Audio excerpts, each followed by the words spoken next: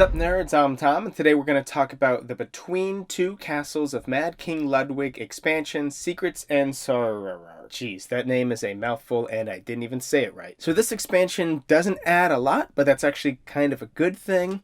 I say that this expansion adds more to the name of the game than the game itself. Stop it. Get some help. This expansion basically introduces two new tile types. One is like an activity room.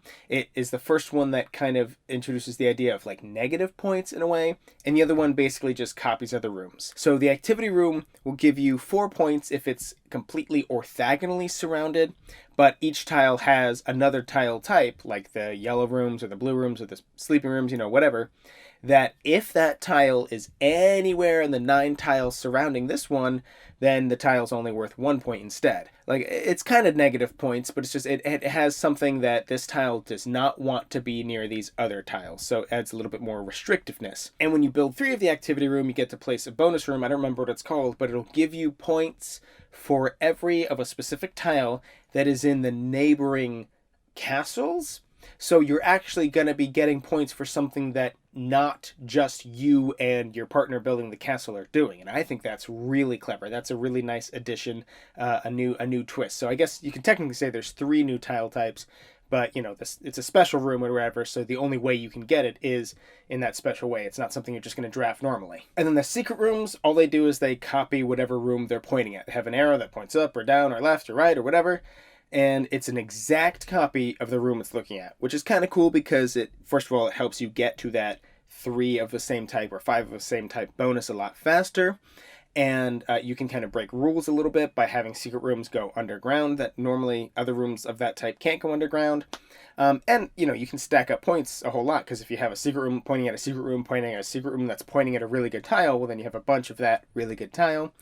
So it works out pretty well. There's also a bunch of other tiles that have to do with triggering off of, like, let's say the activity rooms, such that now there's enough so you can play with 8 players, and there's a bunch of solo stuff, which I never touch solo games, so I can't really comment on it, but seems like there's a good amount of stuff in there for solo, so cool. You also get more of those orange scoring cards, which is really cool. I'm glad that they have more of those, because those are really fun to draw. And you get a really nice plastic insert. I think it's game trays. It actually fits right in the base game box. It kind of fits in that little groove there, so I feel like they kind of had this expansion or something planned in mind so that it could fit there. And overall, I had a lot of fun with this expansion. I really like this game in general. I like Between Two Castles and Between Two Cities. I mean, I think I like Castles a bit more, but they're both really great intro-y tile placement games, because whenever you're playing with a partner, even though you're ultimately against each other because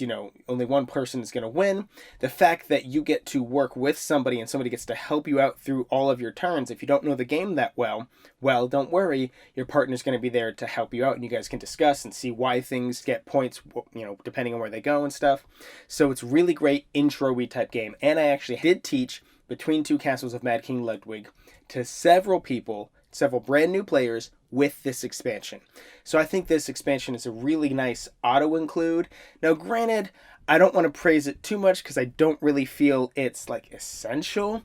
Like, if you like Between Two Castles enough, but you don't play it all that often, then yeah, I guess I wouldn't totally recommend it, because it doesn't like change the game up. It doesn't add a bunch of stuff. Like I even said, it's basically like 3 new tiles, which are good tiles. I like them. I specifically like the one that'll give you points for what's in the other castles. I think that's really clever.